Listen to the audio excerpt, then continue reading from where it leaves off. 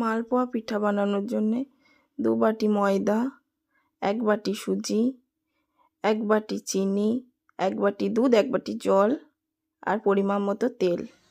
তারপরে ভালো করে ময়দাটাকে চেলে নিয়ে 1 বাটি সুজি, 1 বাটি চিনি আর দুধ আর জলটাকে ভালো করে মিক্স করে নিতে হবে।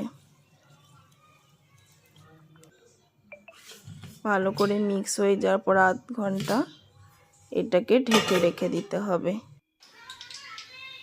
আধ ঘন্টা পরে এটাকে তেল ভালো করে গরম হলে তেলের মধ্যে ভালো করে অল্প অল্প করে দিয়ে কিছুক্ষণ অপেক্ষা করে কম মিডিয়াম আঁচে ভালো করে এটাকে ভেজে নিতে হবে।